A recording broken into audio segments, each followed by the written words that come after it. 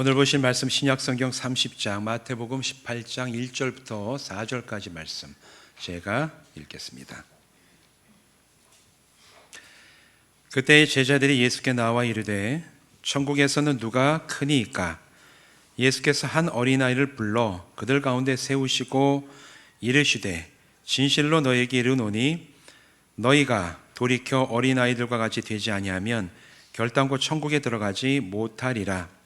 그러므로 누구든지 이 어린 아이와 같이 자기를 낮추는 사람이 천국에서 큰 자니라. 아멘. 기도하고 말씀 나누겠습니다.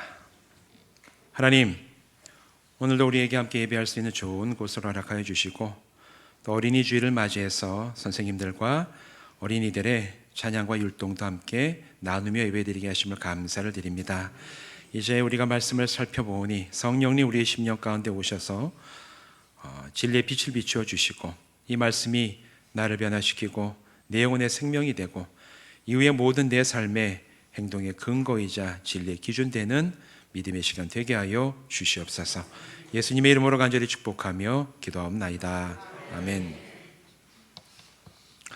오늘 이곳에 모여서 또 온라인으로 예배하시는 모든 분들 주님의 이름으로 축복합니다. 오늘은 가정의 달 5월인데 5월의 첫 번째 주일로 어린이 주일로 모입니다. 이 시간 또 이곳에 함께 하고 있는 어린이들, 또 이곳에 함께 하지 못하지만 각각의 성도님들의 가정에 있는 모든 자녀, 또 그 자녀의 자녀들의 일까지 하나님께서 복 주시고 형통하게 하시는 은혜가 넘치시기를 주님의 이름으로 축원드립니다. 이 시간에는 예수님께서 천국에 합당한 사람이 누구인가 가르치신 말씀을 한번 살펴보려고 합니다. 우리가 예수 십자가 복음을 듣고 믿어지게 돼서 죄사함을 받으며 구원받았다라고 얘기를 하죠. 그 다음에 우리가 구원받은 사람이 되면 구원받은 사람에게는 죽음 앞에서도 여전히 소망이 있다라고 고백을 합니다. 하나님 나라, 다시 말해 천국이 구원받은 사람에게는 약속이 되어 있기 때문에 그 천국에 대한 소망이 있다면 우리가 모두 피할 수 없이 다 가야 되는 이 땅의 인생의 마지막 관문인 죽음 앞에서도 우리는 두려워할 필요가 없다. 우리는 이 사실을 믿고 있어요. 하나님 나라가 어떤지 혹시 가본 분 계십니까? 저는 한번 가보고 싶어요. 근데 가면 다시 올 수가 없어요. 우리가 그래서 한번 가면 올 수가 없기 때문에 그 나라가 어떤 나라인지 와서 전해줄 사람이 없고 유일하게 성경을 통해서 우리에게 주시는 말씀을 통해 하나님 나라가 어떤지 우리는 미루어 짐작만 할 수가 있지요. 이런 얘기 저런 얘기 많이 있지만 한 가지 분명한 사실은 우리가 살아가는 이 땅에서는 참 많은 슬픔도 있고 애통함도 있고 아픔도 있고 고난도 있지만 하나님 나라는 애통함과 슬픔과 눈물과 아픔이 없는 그런 곳, 지금 이 땅의 삶도 괜찮은 분도 있겠지만 이 땅과 비교해서 비교할 수 없이 좋은 곳인 것만은 우리가 말씀을 통해서 확실하게 믿음을 가지고 바라볼 수가 있습니다. 그래서 하나님 나라는 이 세상과 비교할 수 없을 정도로 좋은 곳이고 우리는 거기에 대한 소망을 가지고 살아가는 삶이 하루하루가 소망 가운데 살아가는 그리스도인의 인생이라고 말할 수가 있어요. 그러면 질문이 하나 여기서 나옵니다. 누가 하나님 나라에 들어갈 수 있는 사람입니까? 누가 하나님 나라에 들어갈 수 있죠? 하나님을 믿는 사람. 좀 더 구체적으로는 십자가 복음을 듣고 믿어져서 죄사함을 받고 하나님 앞에 자녀가 된 구원받은 사람은 하나님 나라가 약속이 됐고 이 땅에서의 삶이 끝나면 하나님 나라에 가게 된다는 것이 성경이 얘기하고 교리적으로 우리에게 확실하게 주어지는 정답입니다. 우리는 다 그렇게 고백을 해요. 그런데 오늘 본문을 보면 예수님은 천국에 들어갈 수 있는 사람에 대해서 좀 다른 관점에서 확실하게 얘기해 주시고 계시는 그 이야기가 기록된 본문이 오늘 말씀이에요. 우리 3절 말씀 같이 한번 읽어보실까요? 같이 읽겠습니다. 시작. 이르시되 진실로 너희에게 이르노니 너희가 돌이켜 어린아이들과 같이 되지 아니하면 결단코 천국에 들어가지 못하리라. 아멘. 어린아이와 같이 되지 아니하면 천국에 들어가지 못한대요. 예수 십자가 복음을 믿냐 안 믿냐 그거는 교리적인 차원에서는 분명한 사실이지만 예수님은 여기에 대해서 좀 다른 관점에서 너희가 어린아이와 같이 되지 아니하면 천국에 하나님 나라에 들어가지 못한대요. 왜 그럼 어린아이일까? 여러분 뭐 자녀를 오래전에 키우신 분도 계시고 지금도 키우는 분들도 계실 텐데, 왜 어린아이와 같은 자가 돼야지 하나님 나라에 합당하고 들어갈 수가 있을 것이다. 예수님 왜 그렇게 말씀을 하셨을까? 왜 어린아이? 이 세상에 많은 사람이 있는데 왜 하필이면 어린아이와 같이 되어야지만 하나님 나라에 들어갈 수 있을까? 요 질문에 대한 답을 한번 찾아보자는 겁니다.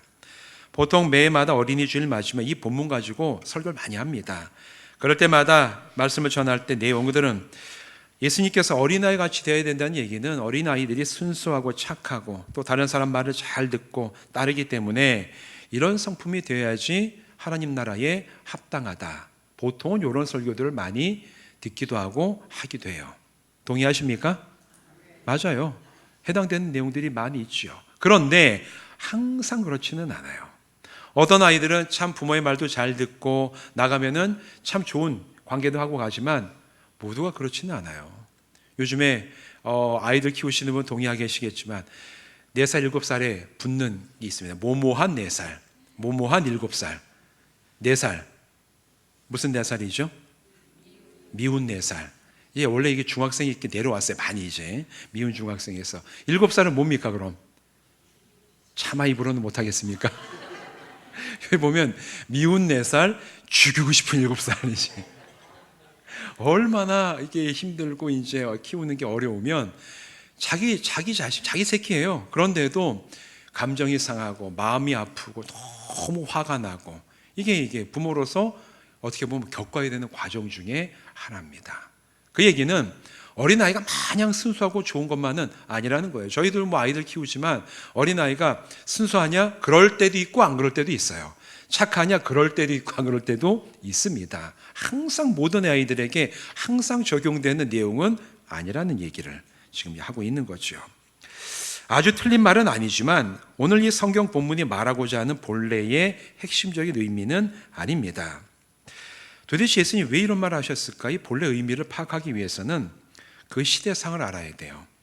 예수님 시대의 어린 아이에 대한 사회적인 인식은 오늘 우리가 아이들에 대해서 갖는 인식과는 완전히 반대되는, 그렇게 아이들을 바라보는 시대가 고대 로마 제국 시대, 예수님 살아계시던 그 시대의 로마 제국과 팔레스타인 땅에서의 가정과 아이들에 대한 관점이었어요.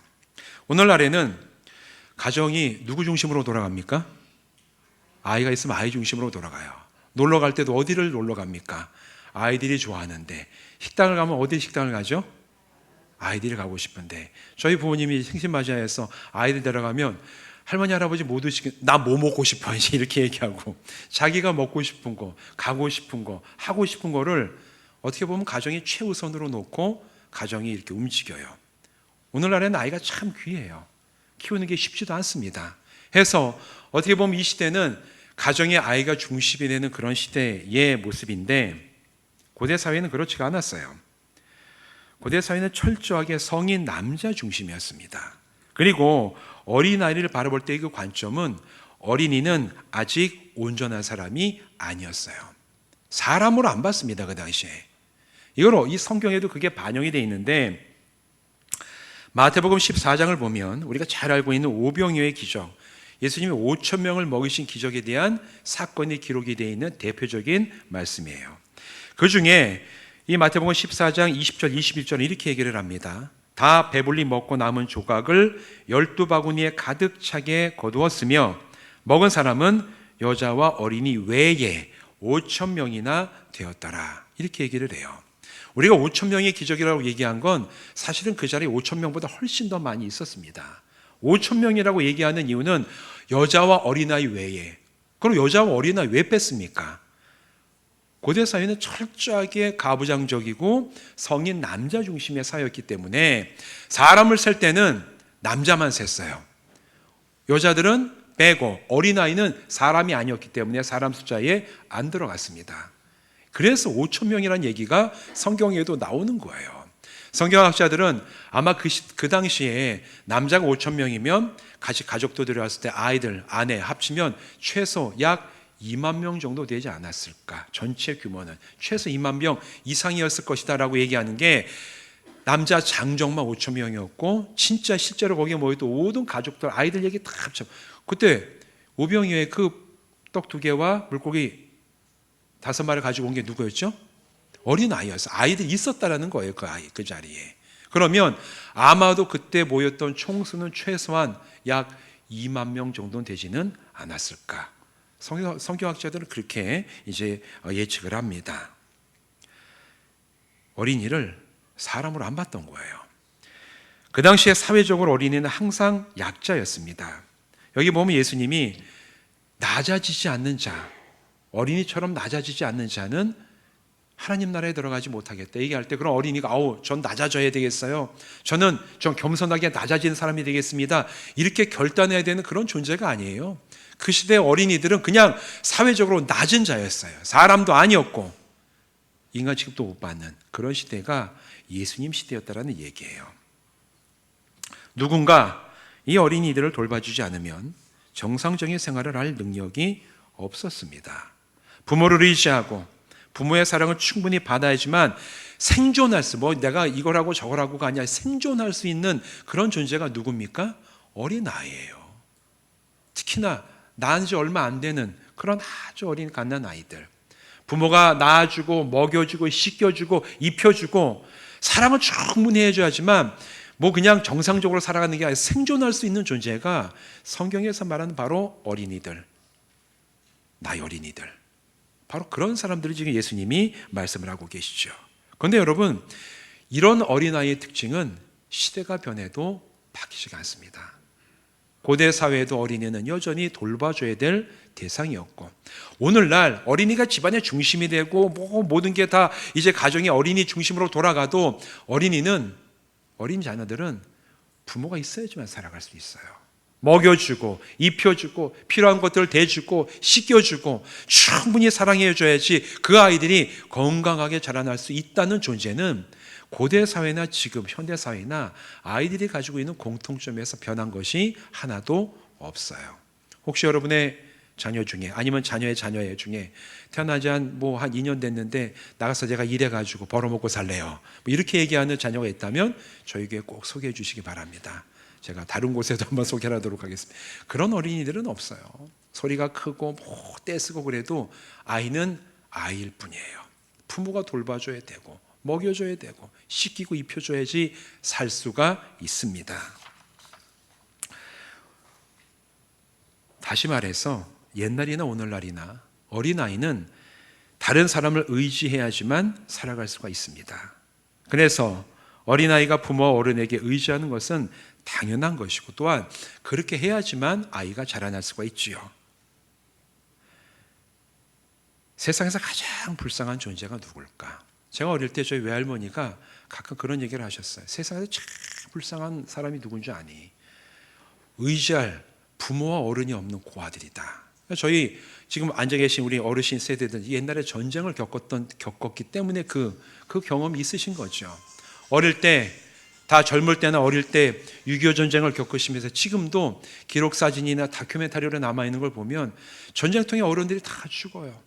부모가 죽고 고아들이 돼서 그냥 군인들이 가는 길 옆에 쭉 모여 앉아 있었던 그 한국전쟁 고아들의 그 모습들, 미군들이 남겨놓은 기록을 보면 미군들이 이제 북진을 하면서 탱크에 타가지고 쭉 올라가는데 미군 군인들이 찍은 사진에 보면 길 옆에 이제 앉아가지고 이렇게 쪼그리고, 겨울이었습니다. 아이들이 평양을 통해서 올라가는데 이 미군들이 그 지나가던 아이들이 밤에 눈에 밟히는 거예요. 애들끼리 있어서. 나중에 밤에 아이들을 어떻게 데리러 가볼까 하니까 다 얼어 죽어가지고 이렇게 있던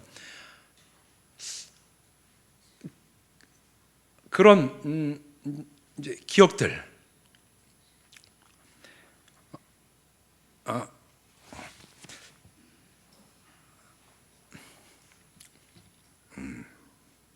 다큐멘터리 같은 걸 보면 참 진짜 돌봐줄 사람이 없는 그런 어린아이들이 세상에서 가장 불쌍한 아이들이 맞는 것 같아요. 어른들은 아마 그런 경험들을 다 하셨을 겁니다.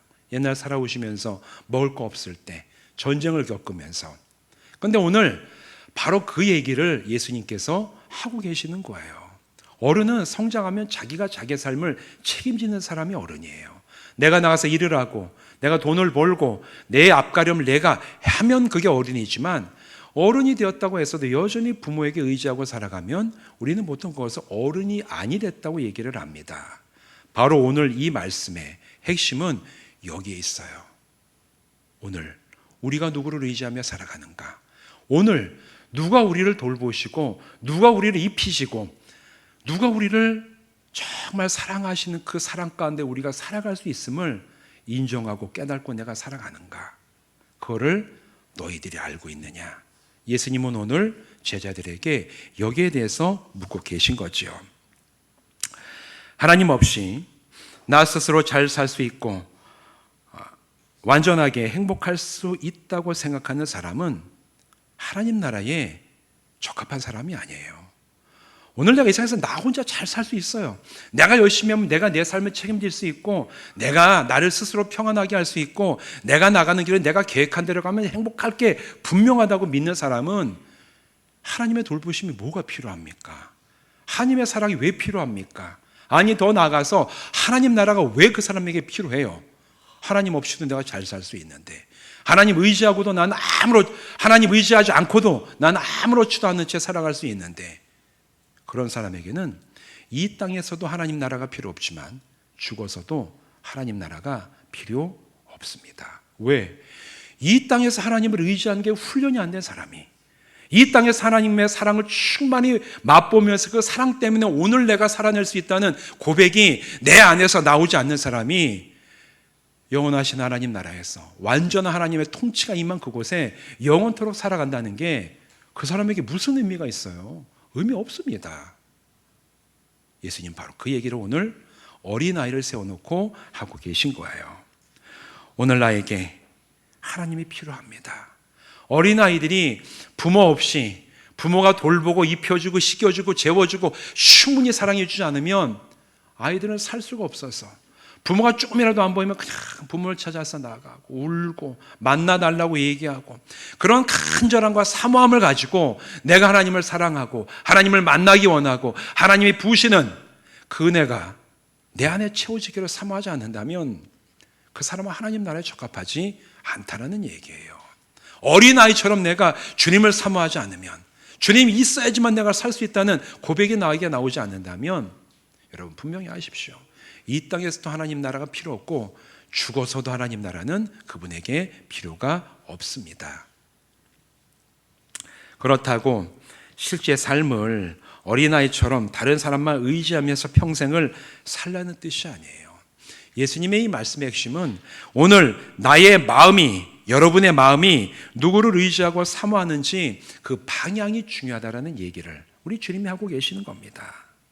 마태복음 6장에 보면 예수님은 제자들에게 어떻게 기도해야 하는지를 알려주시는 그 장면이 나오죠. 우리가 잘 알고 있고 습관처럼 드리는 주님의 기도에 대해서 마태복음 6장에서 말씀을 하세요. 그 주님의 기도 중에 마태복음 6장 11절은 이렇게 예수님이 말씀을 하십니다. 오늘 우리에게 일용할 양식을 주옵시고 일용할 양식을 달라고 너희가 항상 기도해라. 여러분 일용할 양식이 뭡니까? 일용할 양식이 뭐예요? 네? 물론 기도 그렇게 이게 실제적인 의미, 일용하다라는 게 어떤 의미입니까? 이게 일용할 하루 먹고 하루 쓸 수 있는 양식이라는 뜻이에요. 우리는 주문처럼 외워요. 의미 잘 알지 못한 채 하루 먹어서 내가 오늘 하루 먹고 내 목숨이 유지할 수 있는 그 양식을 아버지 나에게 주시옵소서. 그렇게 기도하라는 거예요. 여러분 이 기도가 오늘 우리들에게도 해당이 되는 기도라고 생각하십니까? 여러분 근데 여러분 오늘 집에 가서 한번 냉장고를 보세요. 냉장고에 하루 먹을 양식만 있습니까? 아마 적게는 일주일, 많게는 한 달 먹을 양식이 쫙 있을 것이 저는 안 열어봐도 저희도 그러니까 이제 적어도 일주일은 먹을 수 있어요. 그럼에도 이 기도가 오늘 우리들에게 필요하고 적용되어야 될 이유는 우리의 목숨과 우리의 사랑하는 삶은 내가 가지고 있는 양식에 달려있는 게 아니라는 얘기예요. 뭐에 달려있냐? 하나님 오늘 주신 양식은 하나님께서 나를 사랑하셔서 주신 것입니다.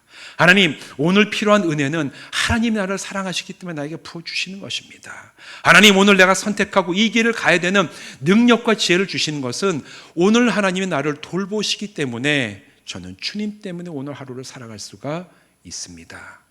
이 고백을 하라는 얘기예요.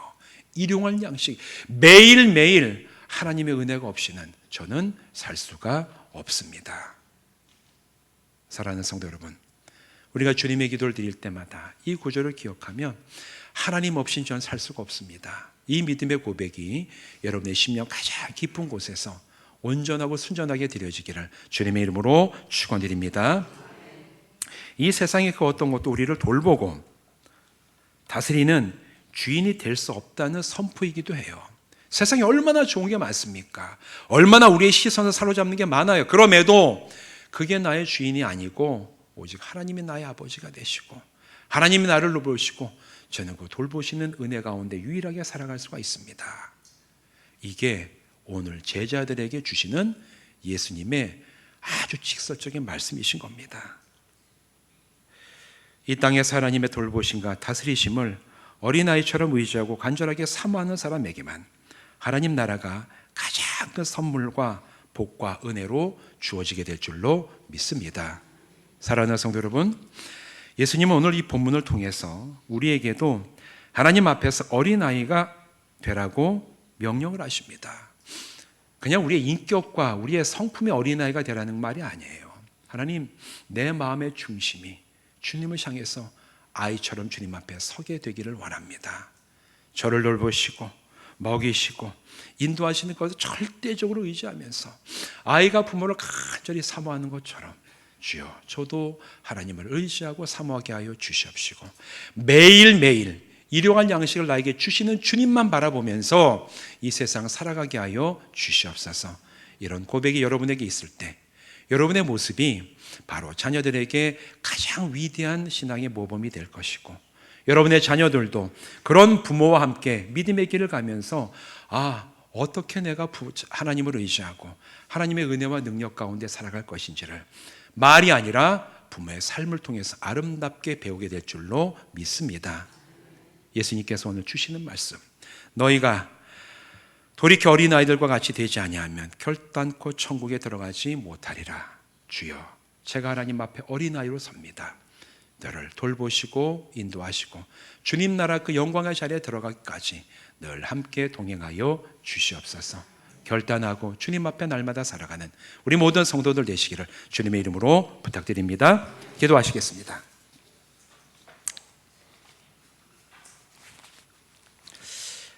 하나님, 어린이 주일을 맞아서 예수님께서 천국에 합당한 사람은 어린 아이 같은 사람이라면 된다고 말씀하신 그 말씀의 진짜 의미를 우리가 살펴봤습니다. 우리는 참 하나님 앞에서도 마치 어른처럼 행동할 때가 얼마나 많이 있습니까? 내 계획, 내 생각 주님 앞에 내밀고 결제해달라고, 이것처럼 해달라고 참 떼쓰고 애쓰는 그런 모습들 참 많이 스스로에게서 보게 되지만, 그러나 하나님께서 정말 원하실 우리의 모습은 어린 아이들처럼 간절하게 하나님을 사모하고 바라고 하나님이 입히시고 돌보시고 먹이시고 인도하여 주시는 것을 기쁨으로 받아들이는 바로 그 모습을 우리에게 원하시는 줄로 다시 한번 깨닫습니다. 주님, 우리가 그런 모습으로 하나님 앞에서 남은 여생을 주님을 의지하고 살아가다가 마침내 하나님께서 우리를 부르실 때에 우리가 사모하던 그 하나님 나라에 가장 기쁨을 가지고 어린아이처럼 들어가 주님과 함께 평생 영원토록 영광을 누리며 살아가는 우리 모든 그리스도인들 되게 하여 주시옵소서. 예수님의 이름으로 간절히 축복하며 기도하옵나이다. 아멘.